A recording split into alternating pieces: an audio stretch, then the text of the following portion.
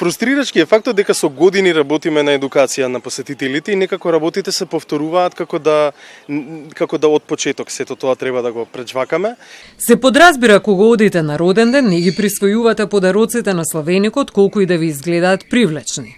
Но и тоа се случи. Сите подароци кои ги доби Мики за својот прв роден ден, малото гибонче кое беше отфрлено од својата мајка и букетите за неговата негователка Зера, која му го спаси животот, магично исчезнаа. И на сама прослава на роден ден, додека таа го внесува мајмунчето внатре, подароците што мајмунчево ги добива и од неговите најчести, најверни посетители овде, оние кои што многу често во неделата доаѓаат, подароци од типот кебенца, играчки плишани, со кои што да речеме ете мајмунчето сакаше да игра во овој период, исчезна и тоа од луѓето што беа тука околу украдени. И веројатно фактот што конкретно и лично мене институцијата не се жали за ова, ме фрустрира фактот дека стигнавме некако и до тоа да посегнеме. Има сега луѓе, па има камери, па вратете ги камерите и што се мерките, ние ќе им речеме ве молам вратете го плишаното кебенце или играчка, нели најмалку важно тоа во цела ова приказна. Според Војо Иванов не е проблемот дали мајмунчето има играчки, туку да се подигне свеста кај возрастните, следствено на тоа и кај децата за колективната одговорност.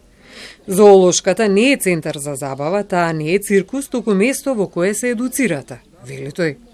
Но дури и таблите со едукативни насоки, кои ги има на секој чекор, редовно ги уништуваат некои посетители со демолирање на истите. Вие ќе видите деца или родители кои што вели мама качи се, еве го, тропни, сега ќе дојде. Нели постојано посетителите имаат очекување дека животните треба да покажат некаква активност.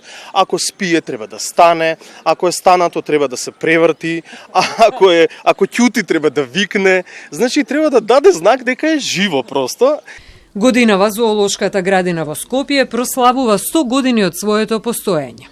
Редно време, велат зоонегователите, самите посетители, и тоа особено возрастните, кои се пример за децата, да научат да ја почитуваат природата и животинскиот свет, кој во ова брзо темпо на живење и врева од сите страни ви дава чувство на еден совршен ден, како во песната на Лурид.